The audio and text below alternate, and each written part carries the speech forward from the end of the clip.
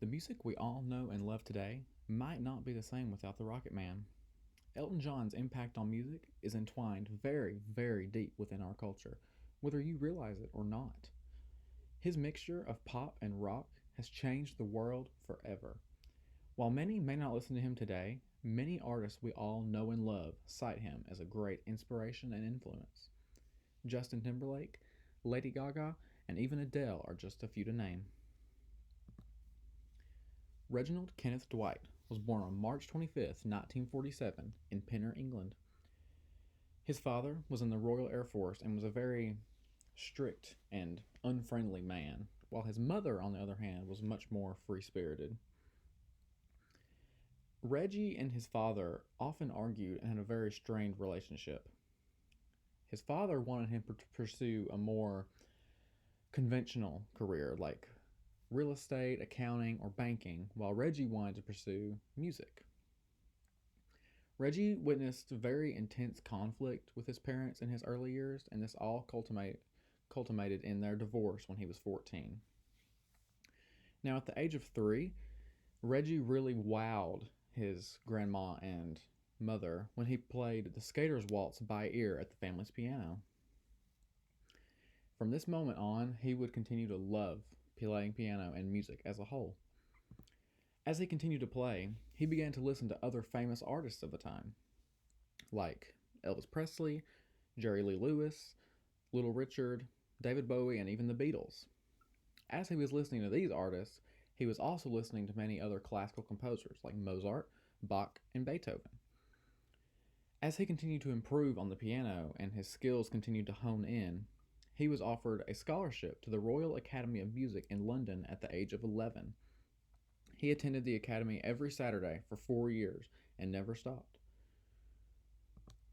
In 1962, after leaving the academy, he decided to join a local band named called Bluesology. Some of his other bandmates included Elton Dean, Neil Hubbard, and Mark Cherrig. Now, here is a short clip and slideshow of a recording they did.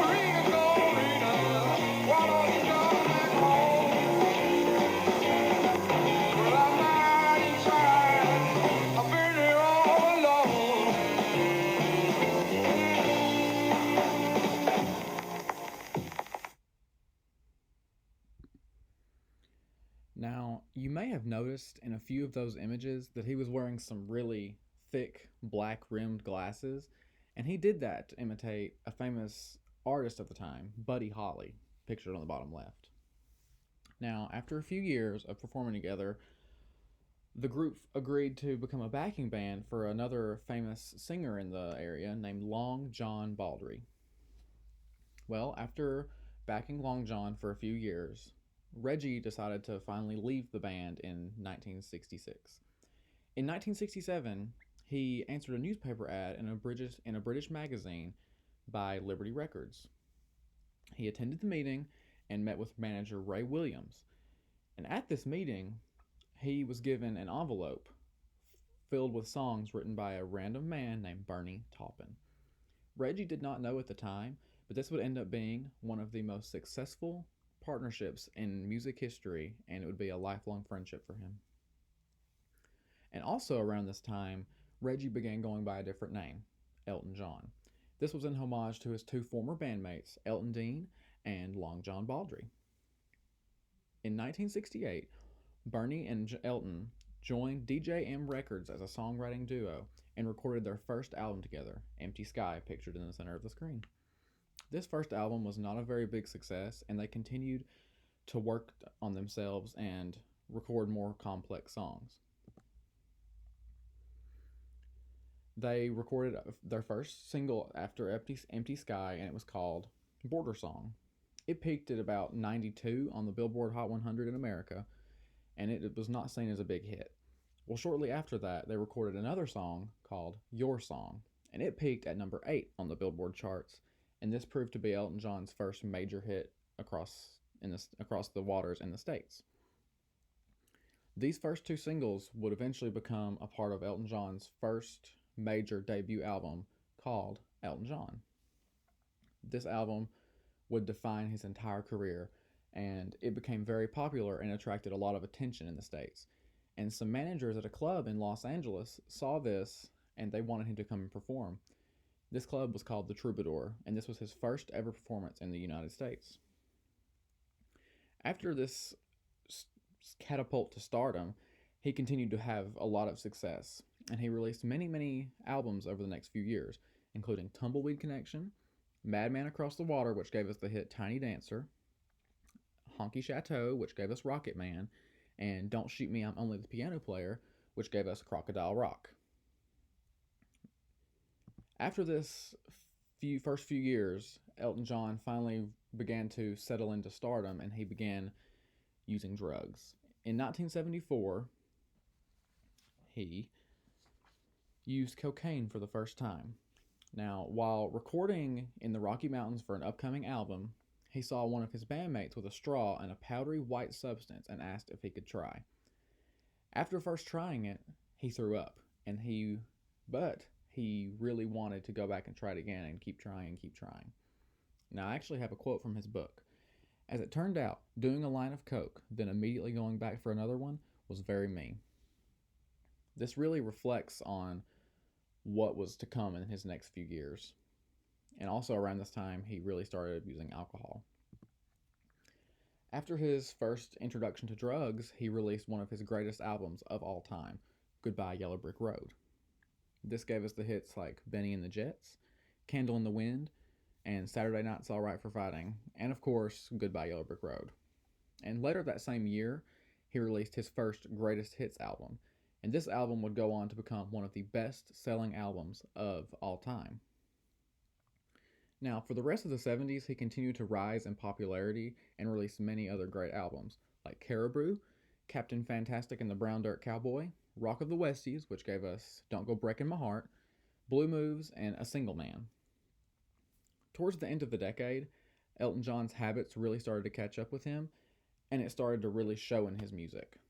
In 1979, he released Victim of Love, which was seen as his first bad album, followed by The Fox and Jump Up. None of these albums really caught the attention of many listeners. Throughout his entire life, he has struggled with many different mental health issues. He was even diagnosed with bulimia and depression. And He first attempted suicide in 1969 and again in 1975. In 1975, he was just going to jump off his diving board at a house party and drown himself in front of everyone. But here's a clip of him talking about his attempt in 1969 when Bernie caught him.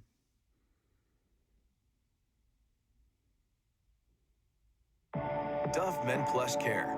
Smoother, healthier skin with every shower. Dove Men Plus Care. Smoother, healthier skin with every shower. Some of Elton's hit songs have interesting stories behind them, especially the song Someone Saved My Life Tonight. Well, I was going to get married, and I went to a club. And like married? Married, yes, way back. And way back. Before I did get married, yes. Yeah. Married, yeah. And the girl I was living with, I didn't really love her. I was just getting married for the sake of it, basically. And I went to a club and someone said, you know, you shouldn't really get married because you're not in love with her. And, you know, you have your career and you're more in love with Bernie, who's my songwriting partner, than you are with her. And I thought, yeah, you're right. So I got absolutely smashed, went back home, got very depressed, stuck my head in the gas oven, and left all the windows open. So, and Bernie found me and just, you know, laughed his head off, basically. It was a little cry for help. A little cry for help. Yeah, there's been a lot of cries for help. Yeah, you have. I mean, you went through your whole drug for years, your whole drug thing. Yeah. And came out of that. Okay. Thank God, yeah. Thank God. Yeah. Hi, YouTubers. I'm excited.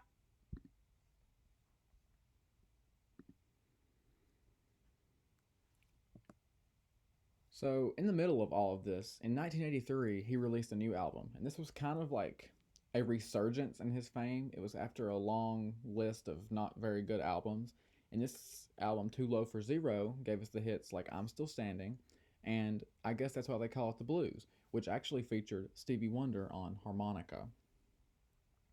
In 1980, while actually working on this exact album, he met a German sound engineer named Renate Blauel. They met and they immediately hit it off. They eventually got married in 1984, and unfortunately, while on honeymoon, Elton John told her that he wanted to end the marriage already. She actually attempted suicide while on that trip. Now, over the next 4 years, while they were married, they slept in separate rooms, dined together, and basically lived two separate lives apart from each other. This unfortunate mistake of a marriage eventually ended in divorce in 1998. Elton John has had many famous friends over the course of his career. And this includes George Michael, Freddie Mercury, Rod Stewart, Princess Diana, John Lennon, and Donatella Versace, just to name a few. For those that are still alive on this list, he continues to talk to them to this day. Now, after his horrendous time in the 80s, he checked into a rehab center in Chicago in 1990 and took a 1-year break from music. This was followed by his big comeback album called The One, which he released in 1992. Now, over the course of the 90s, he released a few albums and got involved in some other ventures as well. He released Made in England in 1995, which gave us the hit Believe, The Big Picture in 1997, and even a duets album in 1993, which featured artists like RuPaul, Leonard Cohen, Gladys Knight, and even Tammy Wynette. Also around this time, he began working on many films. He did the entire soundtrack to The Road to El Dorado, and he worked on The Lion King and sung Can You Feel the Love Tonight. And in 1992, he actually founded the Elton John AIDS Foundation. He did this because he had many friends who suffered from AIDS, and the atrocities of this disease really just horrified him. Now, he had previously come out as bisexual in the Rolling Stone magazine in 1976, but in 1992, he came out as gay in the same magazine. In 1990, he met David Furnish, and in 1993, they began a relationship. Now, over the next few years, David, a filmmaker, would produce a documentary on Elton John. He released it in 1997, and it is titled Elton John, Tantrums and Tiaras. In 1997, Princess Diana was being chased by paparazzi after an event she attended and died in a car crash in Paris. This ruined Elton John's life. This was one of his best friends, and he was invited to perform at her funeral. He performed Candle in the Wind from the Goodbye Yellow Brick Road album, but a few days before the funeral, Bernie Taupin adjusted the lyrics so they would mean more at the funeral for Princess Diana. And here's a clip of that famous performance.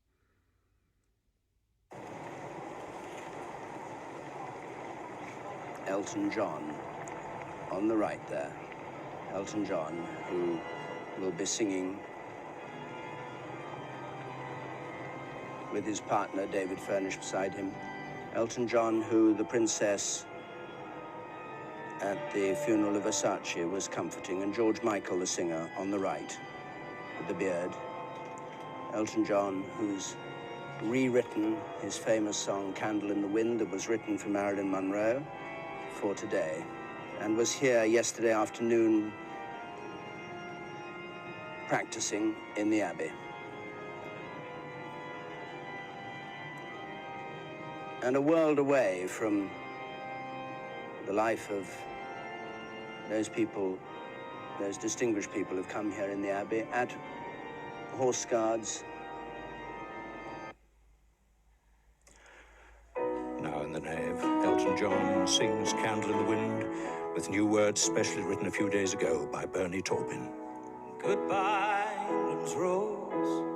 May you ever grow in our hearts. You are the grace that placed yourselves where lives were torn apart. You called out to our country and you whispered to those in pain. Now you belong to heaven and the stars spell out your name. And it seems to me you lived your life like a candle in the wind, never fading with the sunset when the rain set in. And your footsteps will always fall here along England's greenest hills. Your candles burned out long before your legend ever will.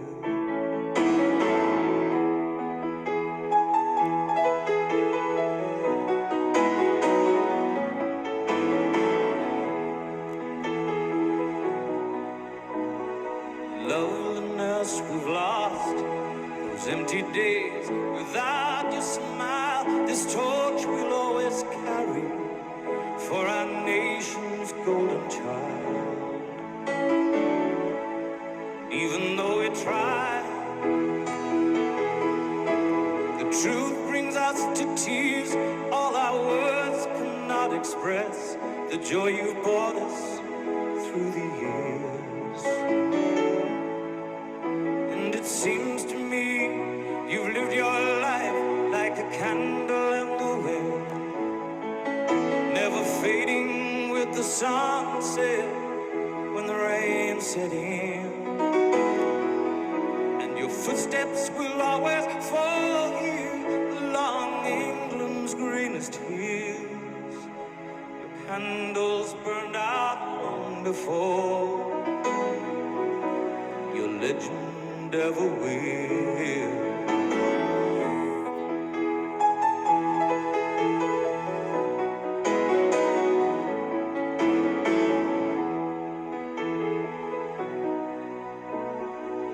Goodbye, England's rose. May you ever grow in our hearts. You were the grace that placed yourselves where lives were torn apart. Goodbye, English road, from a country lost without your soul, who missed the wings of your compassion more than you will ever know. And it seems to me you've lived your life like a candle in the wind, never fading with the sunset when the rain set in. footsteps will always fall here along England's greenest hills. Your candles burned out long before your legend ever will.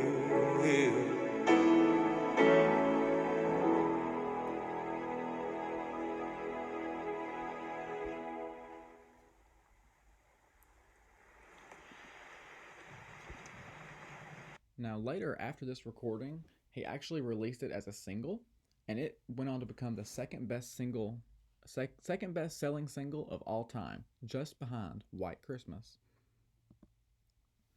Now, as the 2000s rolled around, Elton John continued to do many extraordinary things. He famously performed for a few nights at Madison Square Garden, and he made these performances into a live album called One Night Only. And in 2001, he famously performed with Eminem at the Grammys. Eminem at the time had been facing a lot of backlash because people thought he was homophobic, but this performance signified that he was not, and Elton John and him remain very close friends to this day. And also in the 2000s, he released a lot of other albums. Songs from the West Coast, which gave us the hit I Want Love, and The Captain and the Kid, which was actually a sequel to Captain Fantastic and the Brown Dirt Cowboy. Also during this time, he began working on more musicals, and he did the entire soundtrack for Billy Elliot. He joined a civil partnership with David Furnish when it was legalized in the UK in 2005, and then exactly 9 years later, when gay marriage was legalized in 2014, they married officially. He and David have 2 sons, Zachary, born in 2010, and Elijah, born in 2013. As the 2010s went on, he eventually released his memoir, Me, in 2019. Later that same year, he and David worked together on a movie about his life called Rocket Man, and he handpicked Taron Egerton to play him in the film. Now, many may not just know that name off the top of their head, but if you've ever seen the movie Sing, the animated film, he plays the gorilla, and in that film, he performs a beautiful rendition of I'm Still Standing by Elton John. Elton John heard this and immediately knew that's who he wanted to play him in a biopic, and he just had to have it. And as the 2020s have rolled along, he has performed with a lot of other new, fresh artists like Dua Lipa, Britney Spears, and Ed Sheeran. And when COVID hit, he decided to have a lot of sessions and record a new album. And he titled this album The Lockdown Sessions, as you can see on the right. In 2018, he officially announced his farewell retirement tour. He performed for about 2 years until COVID hit, and he took a 1.5-year break off until he resumed touring in 2021. I actually got the chance to go see him in Nashville in October of 2022, and he performed his last performance at Dodger Stadium on November 20th, 2022. Now, most people know Elton John just by his iconic and outrageous outfits, and here's just a few of them, for example. On the far left is a picture of him dressed as Marie Antoinette for his 50th birthday celebration in 1997. Closer to the top is a picture of him at Dodger Stadium in 1975 in a bedazzled Dodgers uniform, just based on where the location of the concert was. And then directly below that is a feathered white jacket designed by Bob Mackie just for that 1973 photo shoot. Obviously, since he is so famous and well known, he has a lot of honors and awards. He's been nominated for a Grammy 11 times, winning 5. He has 5 Oscar nominations, winning 2, and 4 Tony nominations, winning 1. In 2004, he was awarded with a Kennedy Center honor. In 1998, he was knighted by Queen Elizabeth. And in 2022, Joe Biden gave him the National Humanities Medal. To wrap things up, Elton John is one of the most extraordinary and outstanding performers of our generation. His music has combined the genres of pop and rock, and his style is felt in artists throughout the world in all kinds of different genres. His impact on music is unchallenged, and people do not realize how important of a man he is to our world. Thank you for your time.